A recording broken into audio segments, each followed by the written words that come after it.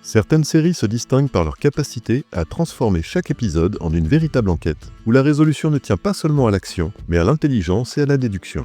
Elles savent créer une tension qui ne repose pas sur des explosions ou des poursuites, mais sur l'art de démêler un mystère. Des séries comme Sherlock, qui modernisent les enquêtes de Conan Doyle avec un esprit vif et des raisonnements millimétrés, ou comme The Mentalist, qui joue sur l'observation et la manipulation psychologique pour résoudre les affaires les plus complexes. Ou encore comme Columbo, avec son style imperturbable et ses méthodes aussi simples qu'efficaces. Aujourd'hui, on va parler d'une série qui a su appliquer cette logique d'enquête à un tout autre univers, celui de la médecine. Une série qui mélange mystère, tension et humour grinçant pour tenir le spectateur en haleine, et qui à chaque épisode transforme un diagnostic en un véritable thriller intellectuel. Aujourd'hui, on va parler de Dr House. Bonjour à tous, je suis Yann et vous êtes sur Verdict en série.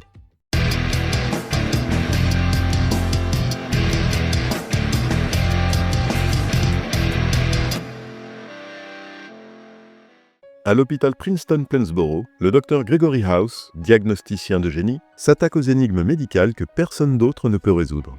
Boiton à cause d'une douleur chronique à la jambe, accro à la Vicodine pour la supporter, il est entouré d'une équipe brillante, mais qu'il passe son temps à mettre à l'épreuve, les poussant en permanence dans leur dernier retranchement.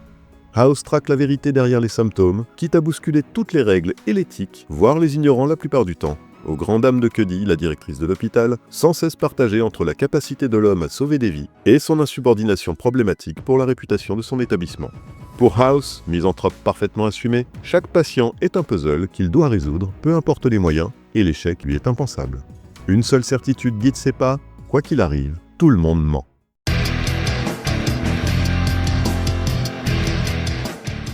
Dr House est une série américaine à la fois drame médical et comédie noire, créée en 2004. Elle se compose de 8 saisons, totalisant 177 épisodes, avec une durée moyenne d'environ 45 minutes par épisode. Son créateur, David Shore, est connu pour sa capacité à imaginer des personnages profondément complexes. Avant Dr House, il avait travaillé sur quelques séries moins connues, et c'est sa volonté de mêler mystère clinique et caractère fascinant qui a donné naissance à l'esprit unique de House, où chaque patient cache un secret à résoudre.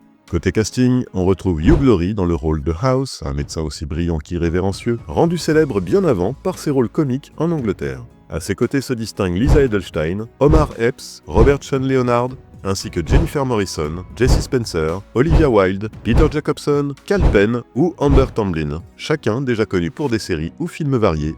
Du côté de la production, la série a été portée par des exécutifs comme David Shore, Paul Attanasio, Katie Jacobs et le réalisateur Bryan Singer qui a également dirigé le pilote. Dr House a été diffusée initialement de 2004 à 2012 sur la Fox aux États-Unis. En France, elle a été diffusée entre 2007 et 2013 sur TF1 avant d'être rediffusée dès 2013 sur la chaîne HD1. Dès sa diffusion, l'accueil a été largement positif. La série a figuré parmi les 10 programmes les plus regardés aux États-Unis lors de ses saisons 2 à 4 et a été la série la plus regardée au monde en 2008. En France, certains prime time ont rassemblé jusqu'à 9 millions de téléspectateurs, notamment durant la 4e saison. Au niveau des récompenses, Dr House a remporté plusieurs distinctions prestigieuses. 5 Emmy Awards, dont celui du meilleur scénario pour un épisode marquant et du meilleur réalisateur.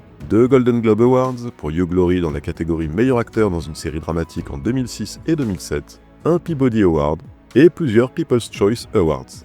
Au moment où j'écris ces lignes, la série est disponible en streaming en France sur Netflix et Amazon Prime Video.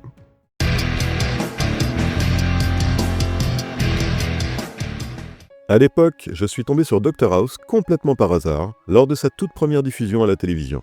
J'en avais à peine entendu parler, et c'est presque sans attente que j'ai lancé l'épisode, pour me retrouver face à un personnage totalement atypique, à la fois détestable et étrangement attachant, doté d'un humour mordant et de punchlines mémorables.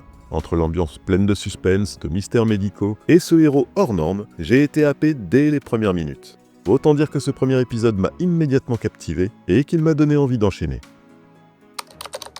Le rythme de Dr House est globalement très bon. On est happé dès les premières minutes et porté tout au long de l'épisode par des intrigues médicales captivantes. L'humour noir, omniprésent, apporte un contrepoint savoureux à la tension dramatique et certaines intrigues secondaires sont particulièrement mémorables, l'arc de sélection de la nouvelle équipe de House étant un bijou d'hilarité.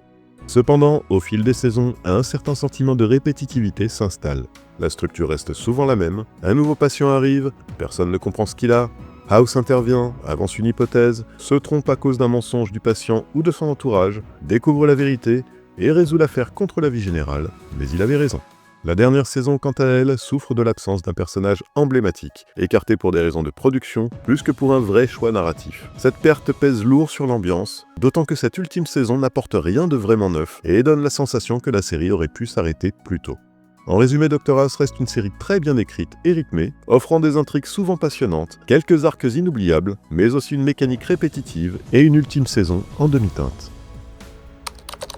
House est un personnage exceptionnellement bien écrit.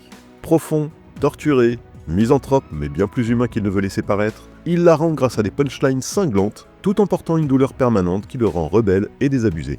Ce cocktail en fait un régal à suivre, d'autant qu'il est incarné par Hugh Laurie, littéralement habité par son rôle. Sa performance donne une densité rare au personnage, au point qu'il est difficile d'imaginer un autre acteur dans cette blouse. L'ensemble du casting principal n'est pas en reste. Lisa Edelstein apporte une autorité subtile et nuancée à Cuddy, tandis que les membres de l'équipe, qu'il s'agisse de Foreman, Cameron ou encore Chase, semblent au départ incarner des stéréotypes, mais gagnent en profondeur à mesure que les saisons avancent. Ils évoluent tous, parfois lentement, et permettent de renouveler les dynamiques au sein de l'hôpital. Les guests sont un autre atout de taille. On retrouve au fil des épisodes des visages familiers comme LL Cool J, Mira Sorvino, Dominique Purcell, David Morse et bien d'autres, chacun apportant une saveur et une énergie particulière, qu'il s'agisse d'un rôle majeur ou un autre plus discret. Ce renouvellement constant enrichit l'univers de la série et garde le spectateur attentif et curieux de découvrir qui sera le guest de l'épisode. En somme, qu'il s'agisse du casting principal, des seconds rôles ou des invités prestigieux, Dr House offre une galerie de personnages et d'interprètes parfaitement choisis qui contribuent grandement à son charme et à sa force narrative. La réalisation de Dr House se distingue par son efficacité et sa sobriété.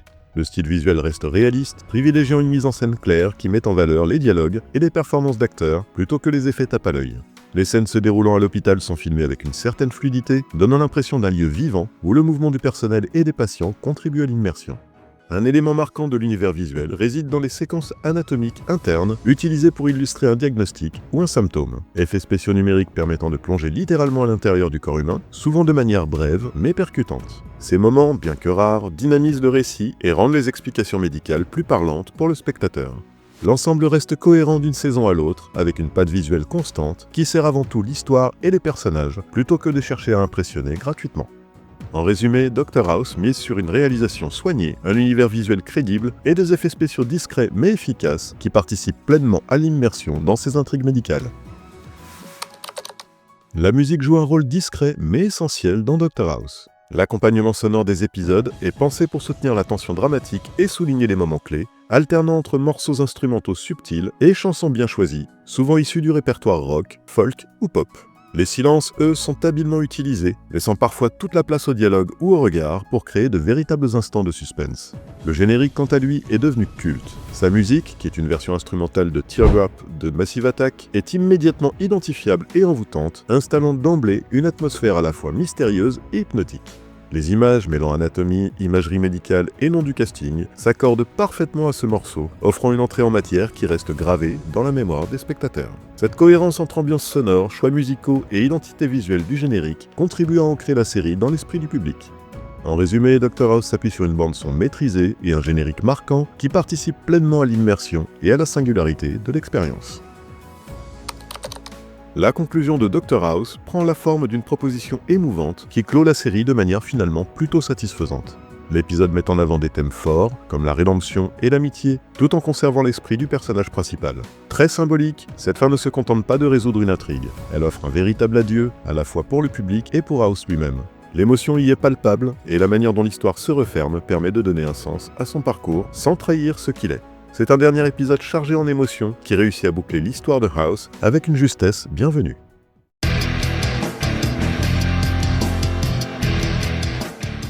Alors, est-ce que je vous conseille de regarder Dr House ? C'est une série portée par un personnage principal exceptionnellement bien écrit et interprété, qui mêle humour noir, intrigue médicale et tension dramatique avec brio.